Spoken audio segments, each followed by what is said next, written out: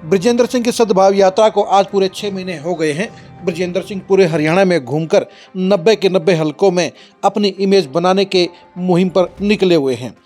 करनाल में पिछले 3 दिन में सद्भाव यात्रा को जो रिस्पॉन्स मिला वो सरप्राइजिंग था, क्योंकि करनाल जिले के अंदर कभी भी ऐसा माहौल बृजेंद्र सिंह या वीरेंद्र सिंह के लिए पहले कभी नहीं हुआ। लेकिन एसबी के तिगड़ी यानी शैलजा और कुलदीप शर्मा के वीरेंद्र सिंह के साथ आने के बाद माहौल बदल गया और इसी के चलते करनाल के अंदर सद्भाव यात्रा को जबरदस्त रिस्पॉन्स हासिल हुआ। नमस्कार, मैं हूं कुलदीप सुरान। आज हम खरी खरी न्यूज़ में चर्चा करेंगे करनाल जिले में बृजेंद्र सिंह की सद्भाव यात्रा की परफॉर्मेंस की और रिस्पॉन्स की।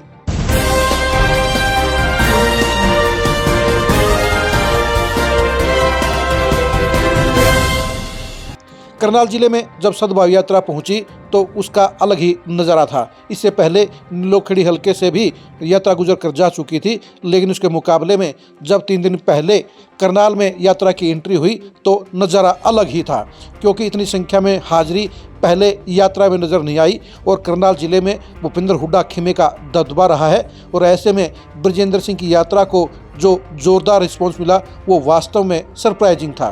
पहले आप खुद देखिए कि सद्भाव यात्रा के दौरान क्या नज़ारा रहा।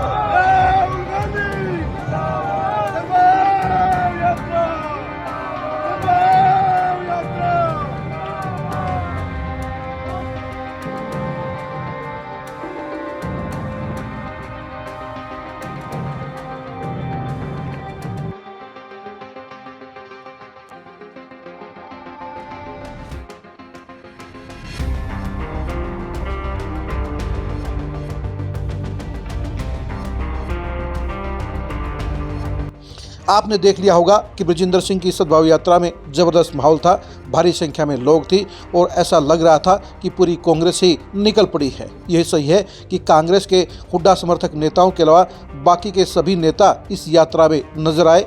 कांग्रेस सेवा दल से लेकर अलग अलग खेमों के नेताओं ने इसमें भागीदारी करके यात्रा को कामयाब बनाने का काम किया। इस यात्रा में जहां पूर्व स्पीकर कुलदीप शर्मा की एंट्री सरप्राइजिंग रही, चौंकाने वाली रही, वहीं यात्रा को सफल बनाने में अगर सबसे ज़्यादा किसी का योगदान रहा तो वो रघुवीर संधू और उनके बेटे सोमिल संधू थे।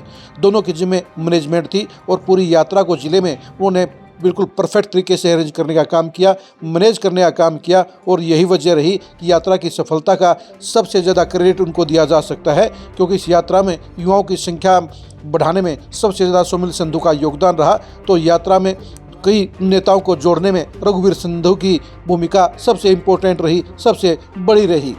रघुवीर संधू और सुमिल संधू की जोड़ी ने यह दिखा दिया है कि करनाल में वो कांग्रेस के दमदार चेहरे हैं, बड़े चेहरे हैं, असरदार चेहरे हैं और एसबी के तिगड़ी में उनका एक इम्पोर्टेंट मुकाम बन गया है।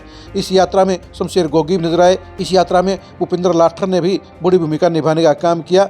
यानी कांग्रेस के जो नेता भूपेंद्र हुड्डा के साथ नहीं चल रहे वो तमाम चेहरे इसमें नजर आए और इस यात्रा के दौरान ये साफ हो गया कि एसबी के तिगड़ी करनाल जिले में भूपेंद्र हुड्डा खेमे के ऊपर भारी पड़ गई है। यानी उनकी ताकत उनसे ज़्यादा हो गई है और अब करनाल कांग्रेस में समीकरण बदल गए हैं, यानी माहौल बदल गया है, लोगों की संख्या भी इधर से उधर हो गई है और साफ तौर पर नजर आ गया है कि करनाल जिले में अब एसबी के ग्रुप का यानी तिगड़ी का पलड़ा भारी है और भूपेंद्र हुड्डा खेमा यहाँ पर कमज़ोर हो गया है। करनाल जिले में सद्भाव यात्रा को मिले रिस्पॉन्स के लिए आप सबसे ज़्यादा किसको क्रेडिट देना चाहेंगे, कमेंट करके जरूर बताइए। सद्भाव यात्रा से ब्रजिंदर सिंह को और वीरेंद्र सिंह को क्या फ़ायदा हो रहा है, इसके बारे में भी कमेंट करके जरूर बताइए। करनाल जिले में सद्भाव यात्रा को मिले इस रिस्पॉन्स के लिए सबसे बड़ी वजह क्या रही, इसके बारे में भी कमेंट करके जरूर बताइए। ब्रजिंदर सिंह की सद्भाव यात्रा के रिस्पॉन्स और अंजाम को जानने के लिए आप लगातार खरी खरी न्यूज़ के साथ बने रहिए। आप हमारे फेसबुक पेज को फॉलो कीजिए, आप हमारे यूट्यूब चैनल को सब्सक्राइब कीजिए। नमस्कार।